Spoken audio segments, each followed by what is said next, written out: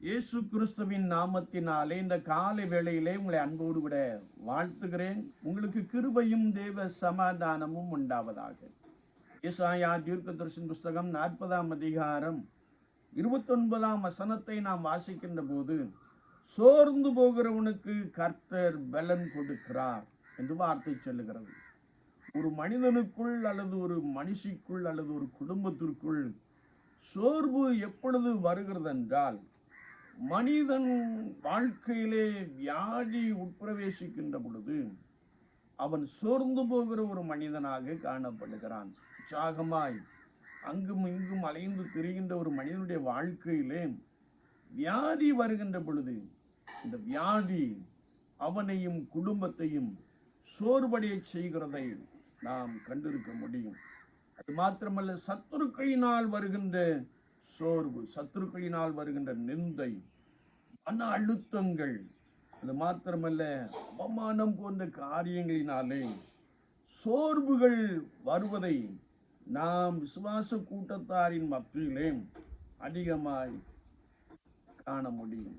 ஆனால் கர்த்தருடைய வார்த்தை சொல்லுகிறது, அப்படிப்பட்ட சூழ்நிலையிலே இருக்கிற, வியாதியின் படுக்கையிலே இருக்கிற, மன அழுத்தத்தோடு கூட வாழ்ந்து கொண்டிருக்கிற, ஐயோ என்னை நேசிக்க யாரும் இல்லையே என்று சொல்லி கண்ணீரோடு கதறிக்கொண்டு இருக்கின்ற உனக்கு கர்த்தர் பலன் கொடுக்கிறார் என்று வேதம் சொல்லுகிறது. உன்னை நேசிக்கிறவர் ஒருவர் உண்டு, அவர் கர்த்தராகிய இயேசு கிறிஸ்து. கர்த்தர் உனக்கு எதிரான சூழ்நிலையை அவர் மாற்ற போதுமானவராக இருக்கிறார். எனவே கர்த்தருடைய வார்த்தை சொல்லுகிறது, சோர்ந்து போகாதே, பலன் கொள், கர்த்தர் உன்னோடே இருக்கிறார். தாவீது மிகவும் நெருக்கப்படுகையிலே கர்த்தரை நோக்கினான். வேதம் சொல்லுகிறது, அவன் இழந்து போன எல்லாவற்றையும் திருப்பி கொண்டான். என்னை கேட்டுக்கொண்டு இருக்கிற என் அன்பு சகோதரனே, சகோதரியே, சரீர பலத்தை இழந்து போனாயோ, வியாதி உன்னை ஒடுக்கி கொண்டு இருக்கிறதோ, சோர்ந்து போகாதே. கர்த்தராகிய இயேசு கிறிஸ்துவை நோக்கி பார். அவர் உனக்கு ஒரு புது பலன் கொடுக்கிறார். அவர் உன்னிலே ஒரு பெரிய அற்புதத்தை செய்கிறார். உன்னுடைய மன அழுத்தங்கள், சோர்வுகள், கவலைகள், மனபாரங்கள் எல்லாவற்றையும் நீக்கி போடுகிறார். ஆண்டவரே, நீர் எனக்கு பலன் தாரும் என்று கேள். என்னை பலப்படுத்துகிற கிறிஸ்துவினாலே எல்லாவற்றையும் செய்ய எனக்கு பலன் உண்டு என்று சொல்லி விசுவாசத்தோடு நீ அந்த அறிக்கையை கர்த்தருக்கு முன்பதாக செய். கர்த்தர் உனக்குள்ளே அற்புதம் செய்கிறார். கர்த்தர் உன் மனபாரங்களை, உன் மன அழுத்தங்களை எடுத்து போடுகிறார்.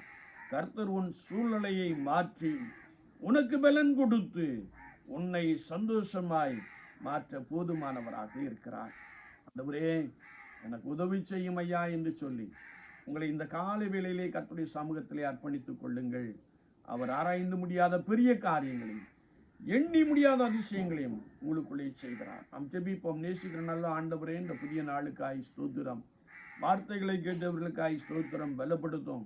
வியாதியின் படுக்கையை நீர் எடுத்து போடுவீராக. ஆண்டவரே, வியாதியை நீக்கி புது பலத்தை உண்டு பண்ணுவீராக. மன அழுத்தங்கள், மனபாரங்கள் எல்லாம் இயேசுவின் நாமத்தினாலே நீங்கி போகட்டும். புது பலன் தாரும்.